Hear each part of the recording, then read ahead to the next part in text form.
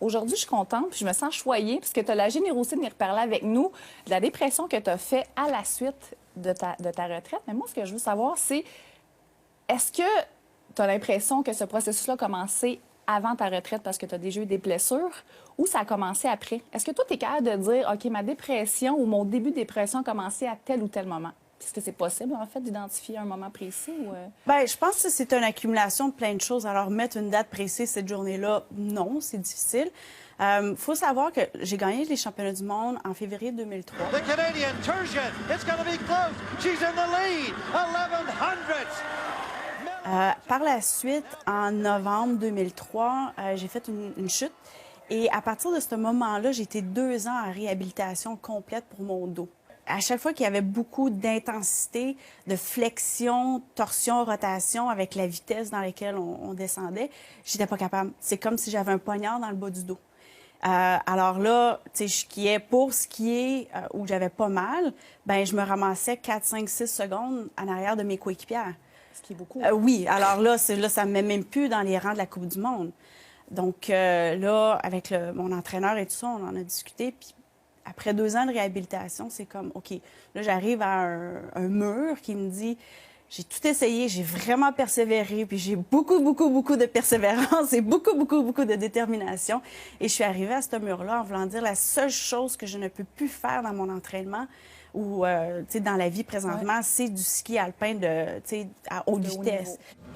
Alors, ça a pris tout mon courage pour réaliser que j'étais plus en mesure de revenir au niveau que j'ai déjà été. Parce que je pouvais faire des squats, je pouvais faire des sauts. J'avais passé comme tous les tests physiques là, essentiels que l'équipe nationale me demandait de faire pour dire, OK, ton dos est assez fort. Puis, lorsque je revenais sur la neige, finalement, mon dos n'était pas assez fort pour ça. Alors, ça a été 2 ans comme go, go, go, on veut, on revient. Mais l'objectif n'a pas été atteint parce que j'ai été obligée de prendre une voie complètement différente. Alors ça a été drainant. Et à partir de ce moment-là, bon, OK, je vais annoncer ma retraite. C'était très émotif aussi. Mais oui. L'équipe, mes coéquipières, les bonnes années qu'on a passées ensemble, ça, je pense que ça va me manquer beaucoup. Et là, la nouvelle saison de compétition s'amorçait parce que j'ai annoncé ma retraite en octobre. Ouais. Donc, la nouvelle saison s'amorçait. Puis moi, ben, je restais derrière. Et fait que, tu sais, c'est un peu de tout. Puis là, ben, c'était la fatigue. Fatigue émotionnelle, fatigue physique, fatigue de ne pas avoir réussi à atteindre ses objectifs. Parce que pour moi, pas atteindre son objectif, c'est c'est difficile. Je veux qu'on parle de quand tu as annoncé ta retraite. Tu es une athlète qui a marqué le monde sportif. Les gens te connaissent, te reconnaissent encore. Quand on parle de toi, juste ton nom, Mélanie Turgeon, c'est « Ah oui, Mélanie Turgeon ». Tu as été obligée de faire une annonce publique. J'imagine que chez toi, tu as dit à un moment donné « Mon Dieu, il me semble que je n'annoncerai pas à tout le monde ». Je veux que tu nous parles de cette étape-là qui a dû être difficile pour toi d'annoncer. Est-ce que tu l'as vécu seule? Tu l'as vécu accompagnée? Tu l'as vécu comment, toi, cette annonce-là?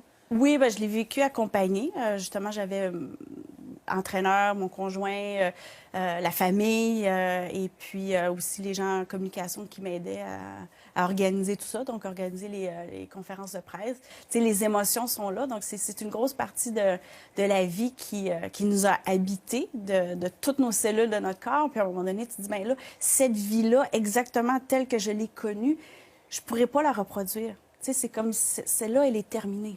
Mais c'est pas fort! Oh, c'est fait! Oh, je suis tellement contente, là! Quand tu es sortie de la conférence, est-ce que tu t'es entourée puis il y avait des gens qui ont été avec toi ou toi, tu avais besoin d'être seule puis de vivre ce deuil-là seule? Tu l'as vécu comment, toi, après? Ah, je l'ai vécu seule. Ouais. Je me suis enfermée. Par choix? Oui, par Oui. choix, par situation, par choix. Non, je me suis enfermée, puis pendant 6 mois, j'ai dormi à peu près 18 heures par jour. Ah oui, hein? Oui, grosse fatigue, épuisement, c'était comme la fin du monde, essayer de mettre un pied devant l'autre. C'est sûr que c'est long, là. C'est long de prendre 6 mois puis dormir autant et sans nécessairement ressortir de là avec une énergie, tu sais, comme vibrante, là. C'était pas reposant. Non, c'est ça. Fait que c'était comme, oui, il y avait un repos nécessaire, tant physique et psychologique, mais il n'y a pas l'énergie qui est venue avec ce repos-là. Et le plus drôle, maintenant j'en ris, mais c'était la chose la plus difficile à répondre comme question. Tu annonces ta retraite une journée, le lendemain, puis qu'est-ce que tu fais maintenant? C'est la question, tu sais, la question qui tue, là. La question qui tue. Mais à quoi? Qu'est-ce que tu réponds à ça? Qu'est-ce que je fais? Là, je sais plus, là, t'as peu, là, je sais pas. Fait que là, après ça, je me suis trouvé une réponse. Je transitionne. Foutez-moi la paix, je transitionne. Ben, c'est ça. Donc, qu'est-ce que je réponds? Au lieu de me faire, tu sais, comme de me sentir vraiment mal à l'aise de recevoir cette question-là, parce que les gens, c'était de bonne foi. Qu'est-ce que tu fais maintenant? On veut savoir, tu sais, t'as fait ci, t'as fait ça maintenant, tu sais, qu'est-ce que tu veux faire? Fait que là, ben, je transitionne. J'ai fait plein de différentes choses. Tu sais, j'ai voyagé un peu, j'ai fait tu sais, le Népal, le Kilimandjaro. J'étais allée à des endroits pour retrouver tu sais, une sensation qui était peut-être qui allait rejoindre le plus près possible quand je suis dans un portillon de départ d'une descente en Coupe du Monde. Mais en même temps, c'est pas là. Tu sais, cette sensation-là n'était pas là. Puis après ça, au printemps, quand le soleil a sorti un petit peu, là, ça l'a fait du bien. Mais, tu sais, je me sentais pas particulièrement bien, mais tu t'accroches un sourire, oui, ça va bien. Tu te mets un masque. Comment est-ce que toi, tu as réalisé que tu faisais une dépression? Est-ce que c'est toi qui l'as réalisé? Est-ce que c'est ton entourage qui a dit, Mélanie, va consulter, peut-être que ça va pas, ça passera pas tout seul, parce qu'une dépression, tu aurais pu dormir pendant 2 ans puis t'isoler, ça aurait pas passé tout seul. Ça a été quoi ton déclenchement qui a dit, OK, il faut que j'aille consulter? C'est toi ou c'est mieux d'ailleurs? Ben c'est moi. Oui, c'est moi. Parce que là, bon, je file vraiment pas, là. Il y a quelque chose qui cloche. Alors, c'est ça, je suis allée voir justement mon médecin en médecine sportive. Puis là, fait que là, lui, il m'a guidée vers certaines personnes là, dans le milieu. Puis, tu sais, on a entrepris, là, ouais, tu sais, pas une thérapie, mais tu sais, c'est d'en jaser, puis c'est quoi les émotions, puis c'est quoi qui est là. Je dirais que ça l'a fait son bout de chemin, mais il y avait tellement d'autres choses aussi que moi, je devais justement en prendre conscience, en prendre en considération. Fait que, tu sais, le premier pas a été fait. Tu sais, la première porte a été ouverte, puis tout ça. Mais je sentais pas que ça avait comme « Ah, Eureka, miraculeusement, tout est guéri. » Non, non, non, non, non. Et, tu sais, tantôt, tu parlais de maladie. J'ai l'impression... Moi, je le vois pas comme une maladie, je le vois comme une blessure. Ah, j'aime ça. Puis, c'est comme avec les blessures de mon dos. Des hernies discales. Les hernies discales, ça se guérit pas. Ça s'entretient, ça se maintient. Et j'ai l'impression, dans mon cas, je parle juste pour moi, de mes sensations à moi, c'est comme une blessure émotionnelle qui, on doit faire, tu sais, je dois faire attention. Parce que si j'en prends pas soin, bien, il va y avoir des symptômes qui vont ressortir. Un peu comme des symptômes avec mon dos, si j'en prends pas soin, il va y avoir quelque chose qui va ressortir. Toi, t'avais quoi comme perception de la dépression ou de l'anxiété, de l'angoisse? T'avais quoi, toi, comme impression? Bien, c'est sûr. Ben là, c'est pas moi. C'est pas supposé de m'arriver à moi, là, quand même. Là, j'ai fait plein de choses dans ma vie, puis... Mais, tu sais, je suis une personne extrêmement intense, là, ça, je pense que... Ben, ça se voit ça se voyait au travers de mes compétitions de ski, alors avec beaucoup, beaucoup d'intensité. Fait que là, tu sais, j'arrête avec cette intensité-là, mais je la mets où, cette intensité-là? Puis, je file pas. Fait que là, tu dis, bon, mais qu'est-ce qu'on fait? Fait que, non, ouais, prochaine question. Tu pensais pas que ça t'arriverait, hein? Oui, c'est ça. Toi, ton environnement a réagi comment quand tu leur as appris? Est-ce qu'ils ont compris tout de suite? Est-ce qu'ils étaient sensibilisés à ça ou tu as senti que c'était pas si clair pour eux, là? Bien, là, on revient, là, c'est en 2004, en fait 2005, 2006, là, ça fait 10 ans, là. Où on était il y a 10 ans quand on parlait de dépression? Hein? Où était la perception des gens il y a 10 ans? Ça a évolué énormément depuis les 10 dernières années. C'est sûr, j'ai eu un soutien, mais aussi une incompréhension. Tu sais, ils ne comprenaient pas exactement comment ça, je me sentais comme ça, tu sais. Pourtant, tu as tout ce que tu as besoin, tu sais, tout était là, puis c'est vrai. Mais à l'intérieur, la petite flamme était était pas Elle était mal inondée. basse. Elle était inondée. Oui, pas mal basse. Toi, est-ce que tu as senti que tu as eu assez d'épaules ou d'oreilles pour t'écouter quand tu en avais besoin? C'est sûr qu'il aurait été là, mais je ne l'ai pas demandé. OK. Tu veux le faire seul. Oui, c'est ça. C'était un peu... tu sais, ça m'appartenait aussi. Et puis, mais oui, c'est sûr que si j'avais ouvert la porte, ça aurait été là. Oui, c'est ça, ça doit être long de se redéfinir parce qu'en fait, depuis que tu es jeune, toi, tu te définis de par le ski. Puis pas juste toi, veux pas. Ton environnement et les gens qui sont près de toi, on te valorise, tu es à la télé, tu es dans les journaux, on t'invite à la radio. Fait on valorise beaucoup le côté sportif de ta personnalité. Est-ce que ça a été dur pour toi, justement, de redéfinir et de découvrir, en fait, qui t'étais? Est-ce qu'il a fallu, justement, que tu te redécouvres et hey, OK, mais ça, j'aime vraiment pas ça. T'es-tu testé? As-tu essayé certaines choses pour, justement, te faire plaisir puis te faire un petit baume un peu? Je me suis moi-même lancé, tu sais, des défis. Et drôlement, dans toute l'intensité que j'avais dans ma carrière d'athlète, là, ce qui me rend les plus grands bonheurs, c'est d'être dans le calme. Fait que c'est vraiment un opposé, mais qui me nourrit avec autant d'énergie que l'intensité que j'avais avant. Ça a été quoi tes petits bonheurs qui ont fait en sorte que tu t'es reconstruite tranquillement, pas vite? Bien, c'est une bonne question parce que je me suis offert des grands bonheurs, tu sais, d'aller faire une exploration au Népal pendant un mois, puis, tu sais, OK, ça m'a apporté des bons côtés, et en même temps, c'est les petits bonheurs à tous les jours, prendre le temps de prendre le temps. C'est pas à tous les jours que c'est parfait, mais c'est de faire des petits pas à tous les jours qui t'amènent vers au moins une destination qui est de ton choix. As-tu dû apprendre à vivre avec l'imperfection? Toi qui es une performante, une persévérante, as-tu dû apprendre à vivre avec ça, être imparfaite selon le cas de vie que toi-même tu t'étais donné? Ça, c'est encore une très bonne question. Hey, je me donne aujourd'hui. Hein? C'est une très bonne question. Et puis, oui, en effet, et ce que mon chum, il me dit maintenant, c'est qu'on est parfait dans notre imparfait. Et c'est parfait comme ça. Plus tôt, je te demandais s'il y avait eu un élément déclencheur que tu avais senti ou vraiment où c'était devenu plus difficile à dire quand ça a commencé. Tu me disais que c'était un long processus.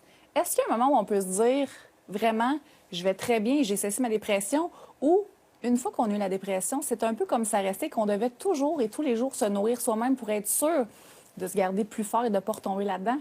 Est-ce qu'on peut sortir de ça où on est tout le temps un peu là-dedans parce qu'on reste blessé, là?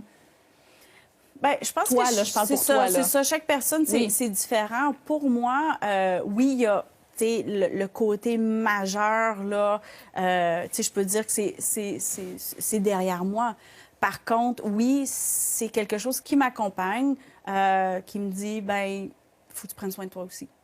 Il y a des gens qui vont sortir de là, dire, ben ça a été la chose la plus extraordinaire qui m'est arrivée parce que j'ai fait tel changement dans ma vie que j'avais besoin. Ça a été le coup de pied dans le derrière, pour me propulser plus loin où je devais me rendre. Peut-être. Pour moi, c'est pas le gros cheminement, mais c'est à tous les jours. Toi, tantôt, tu m'as dit que tu avais préféré ça, vivre ça assez seul, ce processus-là de guérison. Quand c'est arrivé à l'époque, tu as annoncé ta retraite, tu étais seule, tu n'étais pas en couple, si je ne me trompe pas. Là, tu as un homme dans ta vie. Oui. Il faut quand même se sentir bien pour laisser quelqu'un entrer dans sa vie. Est-ce que ça a été un processus difficile pour toi de laisser rentrer quelqu'un dans ta vie et de lui dire aussi, je n'ai pas toujours bien filé, parce que ça reste, hein? Il y a une certaine fragilité qui s'installe. Tu as vécu comment, toi, cette ouverture-là vers les hommes, vers la vie amoureuse? Oui, en effet. Et ça a été... c'est parce que là, c'est ça, il y a eu le cheminement et tout ça. Puis j'avais été justement quelques années célibataire. Oui, c'est ça, célibataire. Disponible sur Réseau Contact pendant quelques années. Et justement, quand j'ai rencontré mon conjoint, mon fiancé, j'ai été vraiment ouverte là, en partant. Voici, là, alors qu'on est rendu là, on ne commencera pas à... Pas de temps à perdre. Non, c'est ça. Voici, c'est ça qui est arrivé, patati patata. Puis on a échangé, puis mon Dieu, une ouverture, comme tellement, comme c'est parfait, c'est correct. Vraiment, là, il y a, comme zéro jugement, là. Vraiment une ouverture complète. Et ça, c'est rassurant, puis c'est protecteur en même temps.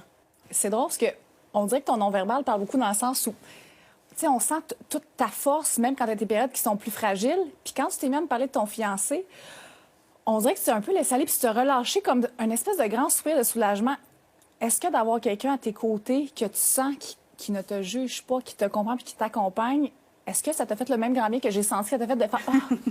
Tu sais, mettre sa tête, déposer sa tête sur quelqu'un, des fois, ça fait du bien. Est-ce que ça a été un baume de rencontrer un homme qui te comprenait, qui ne te jugeait pas, puis de dire, ah, on va traverser ça, puis on va continuer ça ensemble? C'est un beau cadeau de la vie, ça? C'est un très beau cadeau. Mais là, tu l'as travaillé fort. Tu travailles sur toi. Tu te l'es amené, ça. Oui. Puis là, ça fait combien de temps que vous êtes ensemble? Hey, ça s'en allait où? T'as peur, là? Je vais me ressaisir. Oui. C'est des larmes de joie, mesdames et messieurs. Oh my God! Oui, c'est... Non, mais c'est un soulagement. C'est un pur bonheur. C'est de la gratitude. C'est de la joie. Au début de l'entrevue, je t'ai demandé si toi, tu pensais ou tu t'es déjà dit, oh mon Dieu, tu me dis, oh, je pensais pas que c'était pour m'arriver. Mais maintenant que tu as passé à travers tout ça, que tu es dans ton chemin, est-ce que tu perçois ça de la même façon? Est-ce que tu sais, tantôt, je sentais quasiment un petit peu de jugement vers toi, de dire, hey, mais non, je suis tellement forte, ça ne veut pas que ça m'arrive. Est-ce que tu te juges encore d'avoir vécu ça? Ou tu t'as accepté, tu es en paix avec ce que tu as vécu? Ben, c'est sûr que c'est une obligation d'accepter. Tu te juges. Ben oui, hein, mes yeux sont allés là, oui, je sais. Ben non, ça, c'est des questions très pertinentes que tu poses, là, j'ai besoin. J'ai passé par là. Est-ce que les choses auraient pu être différentes? Peut-être. Peut-être que oui, peut-être que non, mais je suis là. Tu sais, je ne peux pas retourner en arrière, là. Fait que je veux juste regarder en avant, mais maintenant, j'ai passé au travers de ce cheminement-là. Ça fait la personne que je suis maintenant, tant avec mes forces, tant avec ma vulnérabilité, tant avec des petits moments de fragilité. Mais c'est qui je suis rendue maintenant. Toi, là, avec le recul, ça fait 10 ans maintenant, comment tu vois ta carrière? C'est sûr que dans les premières années, je vivais encore avec... je sais que j'aurais pu encore atteindre d'autres niveaux. Et maintenant, je suis vraiment satisfaite. Je suis satisfaite des compétitions que j'ai faites, du cheminement que j'ai fait. Il y a eu des moments où j'ai passé au travers des années où que j'étais la seule à l'équipe nationale, mais je réussissais quand même à être sur le podium avec les Autrichiennes qui avaient la grosse machine et tout ça. Fait que quand je regarde ces moments-là où, against all odds, au travers de t'as rien vraiment pour t'aider, mais tu as réussi à te rendre là, bien ça me rend fière. Bon, Mélanie, je te remercie infiniment. Merci d'être venue causer avec moi. Tu es une femme inspirante, très généreuse de ta personne. C'est un bonheur. Merci. C'est un bonheur de causer avec toi.